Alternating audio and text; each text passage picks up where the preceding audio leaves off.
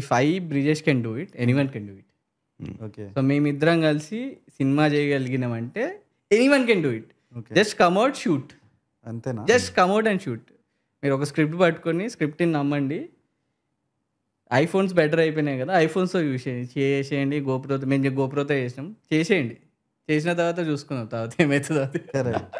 But cinematographer LV Prasad నుంచి తెచ్చుకోండి. Yeah. So చేసేయండి, చేయడం బెటర్. ఇంకా మనం డౌట్స్ పెట్టుకొని అది చేయడం కన్నా చేసేయడం బెటర్. సో నీకు అవుతుందా, ఇంత ఒక రూమే ఉంది నీ స్టోరీ, ఒక రూమ్లోనే చెయ్యి, ఒక రూమ్లో చేసేయి. ఎవడు ఆపుతుండి నిన్ను? ఎవడు ఆపుతలేడు.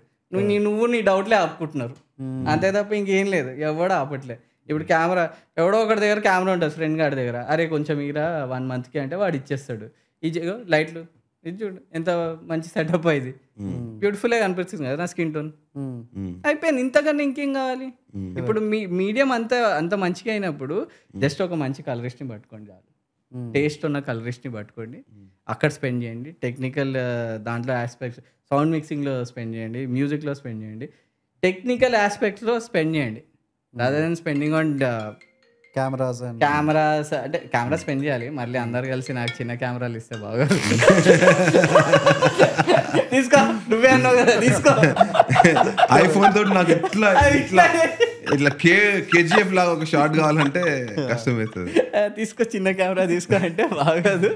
But for us indie filmmakers, first టైమర్స్కి అయితే దే కెన్ డూ ఇట్ అనే నా feeling. They can do it. But the only thing ఏంటంటే రైటర్స్కి, డైరెక్టర్స్కి వాళ్ళ డౌట్స్, ఓకే, వాళ్ళ డౌట్స్కి పక్కకు పెట్టేసి డెల్యూజనల్ ఉండండి. నీది నమ్మినావు కదా, నమ్మేసి మొత్తానికి నమ్మేసి చేసేయి. Be delusional. So to quote a line from Good, Bad and the Ugly, if you want to shoot, don't talk. BGM వేసుకొని Cool. All right, our final question. So congratulations on the movie. Thank you. And you'll be seeing your name as, DOP. What is a 2-line advice you would give to aspiring film cinematographers? Already ichhavale, but your final summary crux of your entire experience over the last few years as a student And as now a backbencher in your institute student and then as a professional. అంత advice ఇచ్చి అంత చేయలేదేమో అని నా feeling. But అంటే at least you are getting a release కదా. నువ్వు మళ్ళీ డైరెక్టర్ లా డౌట్స్ లో వెళ్ళిపోతున్నావు. బేసిక్ కొంచెం సమరైజ్ చేయాలి. Yeah, sure.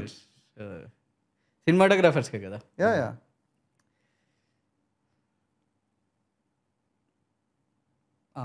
ఇది ఒకటి ఉంది బేసిక్గా. నాకు పర్సనలీ నాకేమనిపిస్తుంది అంటే సినిమాటోగ్రాఫర్స్ ఈ టెక్నికల్ టర్మ్స్లో చాలా వెళ్ళిపోతారు. షటర్ స్పీడ్ ఎంత, ఇది ఎంత ఉంది, ఎన్డీ ఫిల్టర్ ఎంత ఉంది, అవన్నీ అవసరం లేదు. స్టోరీ ఈ ప్రతి స్టోరీని మనం మిడ్ షాట్ అన్ని షాట్లో చేయగలుగుతాం. ఎంత 1 షాట్లో ఎంత ఎక్కువ ఇమేజరీ ఇస్తాం, ఎంత ఎమోషన్ ఇస్తాం, అది నేర్చుకోవాలి. అది సినిమాటోగ్రాఫర్స్ నేర్చుకుంటే ఏఐ రాని ఏది రాని నిన్ను ఎవడు బీట్ చేయలేడు. ఓకే. స్టోరీ టెల్లింగ్ నేర్చుకోవాలి సినిమాటోగ్రాఫర్స్. స్టోరీ ఇప్పుడు డైరెక్టర్ వచ్చి నాకు ఈ షాట్ ఎందుకు పెట్టాలి, ఏం ఎమోషన్ కన్వే చేస్తుంది ఈ షాట్ ఎందుకు, ఎమోషన్ ఎట్లా కన్వే చేస్తుంది ఈ షాట్, ఇక్కడ నుంచి ఇక్కడికి మూవ్ అయితే ఏం ఎమోషన్ వస్తుంది, వాడు ఇక్కడ నుంచి ఇక్కడ తీసుకుంటుండు ఎందుకు, ఎమోషన్ ఏం చెప్తున్నాం అక్కడ, ఆ ఎమోషన్ని పట్టగలిగితే మనం టెక్నికల్ అంతా okay. Technical add Ann's, story telling మనం నేర్చుకోవాలి. స్టోరీ టెల్లింగ్ నేర్చుకుంటే బెటర్ సినిమాటోగ్రాఫర్స్కి. మనం బ్యూటిఫుల్ షార్ట్స్ కాదు, బ్యూటిఫుల్ స్టోరీ టెల్లింగ్.